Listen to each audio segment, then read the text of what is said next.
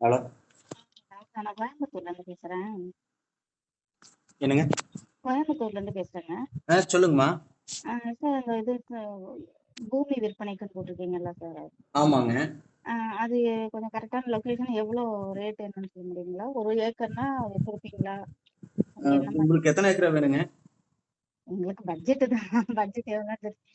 அதான் இது ஏக்கரா வந்து 58 ரூபா வருங்க. ஏக்கர் 58ங்களா? ஆமாங்க. மெயின் ரோட்ல இருந்து 1 கிலோமீட்டர் போட்டிருக்கீங்க. இங்க பல்லடத்துல இருந்து வந்தா எவ்வளவு கிலோமீட்டர் வருங்க? பல்லடத்துல இருந்து ஒரு 20 கிலோமீட்டர் வருங்க. ஓ, பல்லடத்துல இருந்து 20 கிலோமீட்டர். இப்ப இதுல வந்து ஏதாவது வெறும் பிளைன் லேண்டா தான் இருக்கு? ஆமாங்க, பிளெயின் லேண்டா தான் இருக்கு. ஓ, தோப்பு மாதிரி இல்ல, ஒரு தோப்பு தென்னந்தோப்பு. மாதிரி இல்லை. ஆமாமா. பக்கத்துல எல்லாங்க? பக்கத்துல எல்லாம் தோப்பு இருக்குதுங்க. ம். இது மட்டும் தான் காலியான செம்மண் பூமி இருக்கு. போன வருஷம் வரைக்கும் விவசாயம் செஞ்சிருந்தாங்க. இப்ப நீங்க சார் ஓனருங்களா இல்ல? ஓனர் தானுங்க.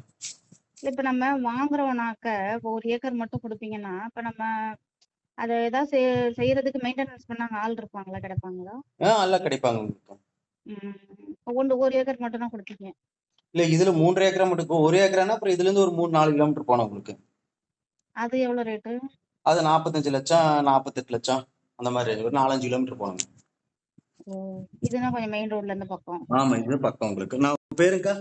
என் பேர் பத்மாவதிங்க. ஆனா எங்களுக்கு ஒரு பட்ஜெட் 50க்குள்ளதான், 1 ஏக்கர் தான் வேணும், அந்த மாதிரி இருந்தா போதும். சரிங்க, இருக்குது உங்களுக்கு. சரி, ஓகேங்க. நான் கூப்பிடுங்க.